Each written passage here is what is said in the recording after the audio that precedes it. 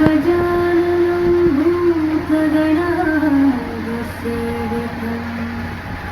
कपित्थजम्बूफलचारुभक्षणम् उमासुतं शोकविनाशकारकम् Namami विघ्नेश्वरपादपङ्कजम्।